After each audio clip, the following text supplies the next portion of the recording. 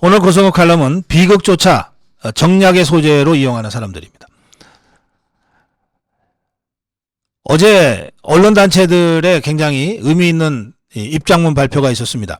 한국신문방송편집인협회, 한국기자협회, 한국여성기자협회, 한국인터넷신문협회, 이 언론사 단체는 피해자를 향한 낙인 찍기, 유가족이 받을 2차 피해를 막기 위해 선정적 보도를 하지 않기로 합의했습니다.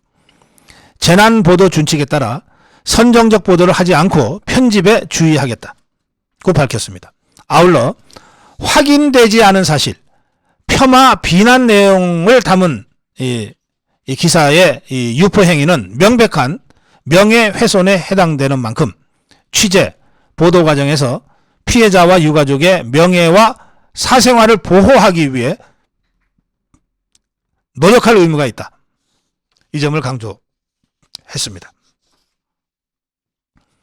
자, 이 언론단체들의 이러한 자정 노력이죠. 이런 노력을 비웃기나 하듯이 이 좌파들은 이 추모를 정쟁으로 전락시키기 위해서 혈안입니다.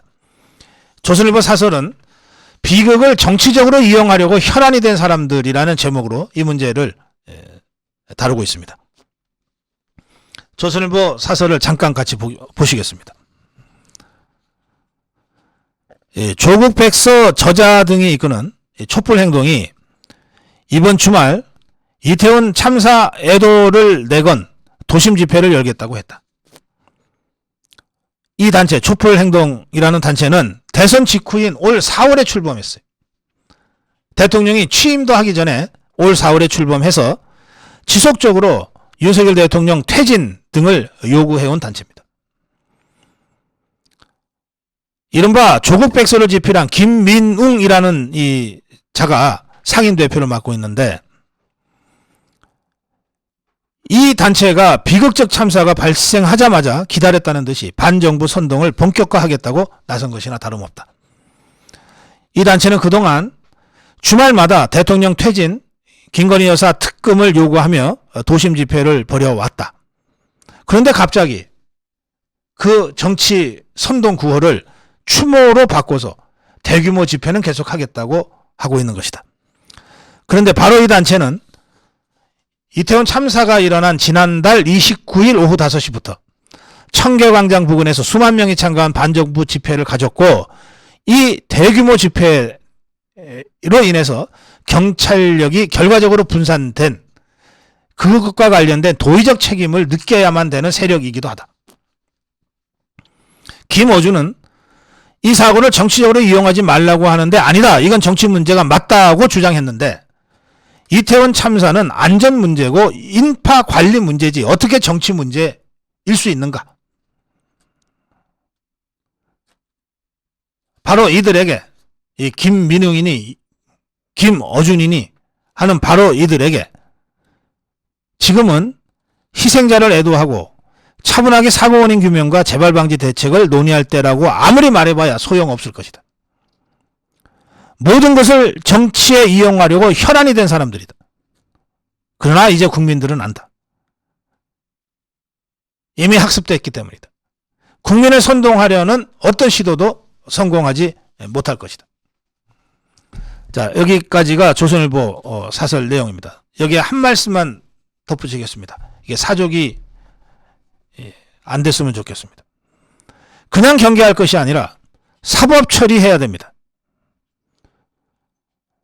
추모를 정쟁으로 변질시키고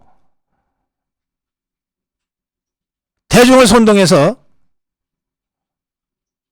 정부를 흔들고 윤석열 대통령을 공격하는 행위는 도덕적으로 잘못된 것일 뿐만 아니라 윤리적으로 잘못된 것일 뿐만 아니라 사법적으로도 잘못된 것입니다. 왜냐하면 이 자들의 각종 선동 중에는 사실과 허위사실이 교묘하게 혼합된 의도적인 허위정보 유포가 있을 가능성이 높기 때문입니다. 100% 거짓말만 해서는 국민들을 설득하기 힘든데,